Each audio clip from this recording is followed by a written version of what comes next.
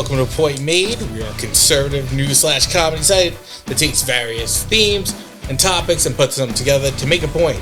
And today we discuss one-term presidents, who is the most consequential, and why Donald Trump needed Greenland to beat James K. Polk for the top spot.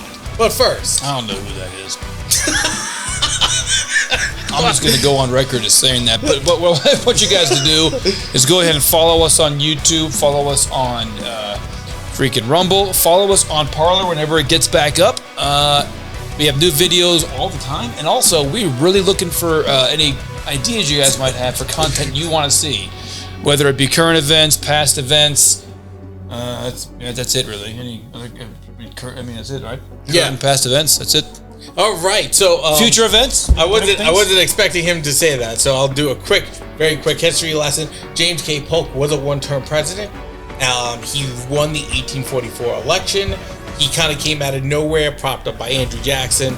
You know, early on, people had arguments like, "Are you poking fun at us, like this guy?"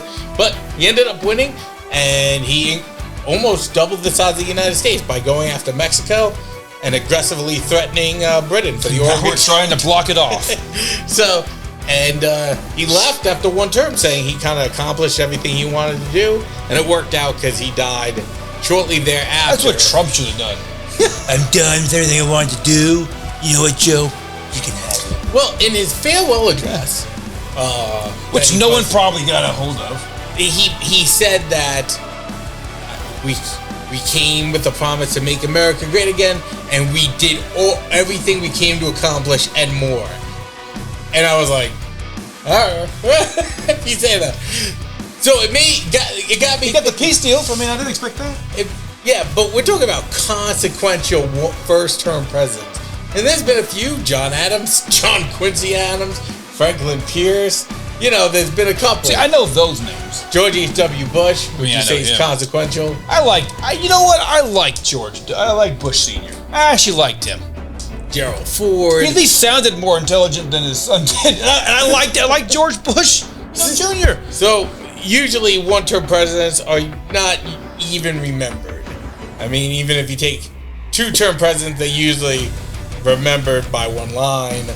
You know, Washington, father of our nation. I got all kinds of drinks. Lincoln freed the slaves. Reagan won the Cold War without firing a shot. They get one line to be remembered after they do two terms. One-term presidents get nothing. But best accent for a president. What? Best accent for a president. Oh, Donald Trump. You think so? Is there an accent there? You don't like the accent from Kennedy talking about the size of his yard? He was a one-term president, but that was not his own. Yeah. So, while we're thinking of one-term presidents, I was like, who has made the biggest impact? And I thought, hands down, it has to be James Polk. James K. Polk. He fought the Mexican-American War. He was going to declare war anyway. Mexico made the mistake of actually attacking American forces. The story is that he's sitting at his desk trying to come up with a reason of why we have to declare war, and he gets told that, hey, a Mexican cavalry unit crossed the border into Texas, which he had joined into the United States, and has attacked American forces. We've lost American blood on American soil. He's like, oh, thank God. Yeah, and he was like, shh. So Mexico was going to get it anyway. So he increases the nation. He brings in Texas.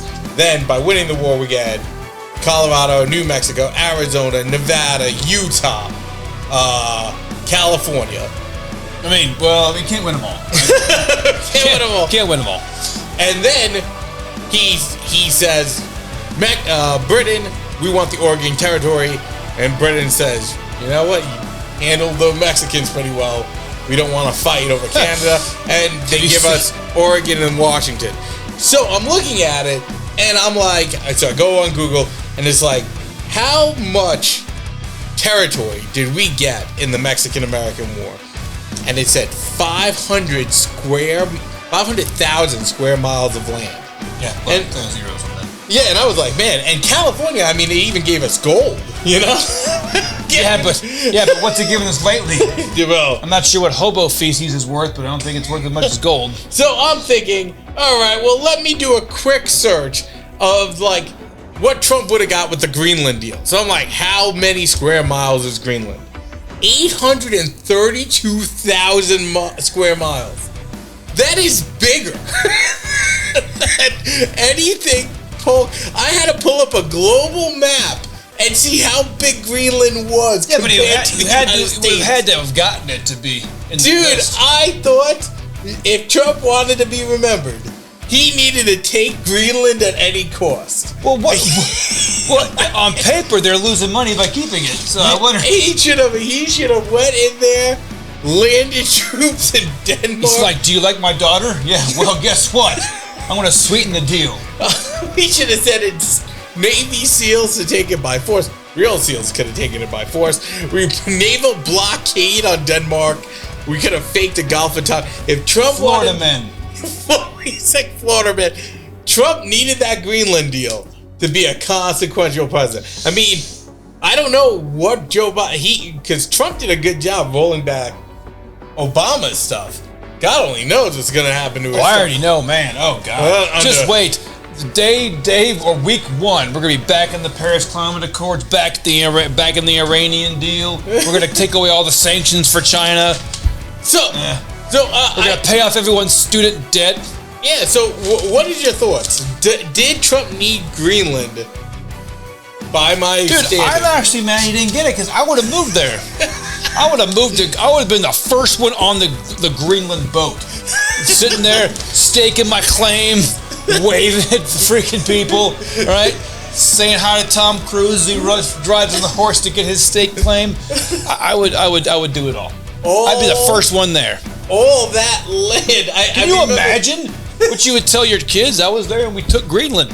Yeah. You see this 79,000 acres or whatever the hell I own out here? That's because I was the first one here. Number one. And with global warming, there's just more prime real estate opening up every day. All the time. And you know what? There's no real worry about like any immigration issues, right? Because that general area, they're pretty good peeps, right? They're all living long, happy lives. I'm hoping they vote Republican. I mean, do you know how many stars you would see at night? All of them.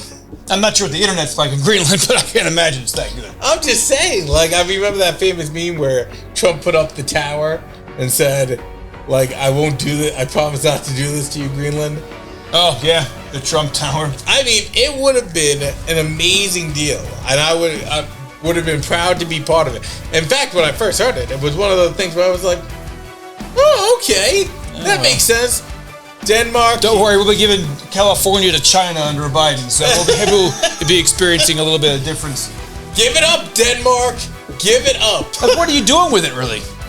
I mean, you know, if you're not playing with it, I don't see why you can't give it to us. Point made.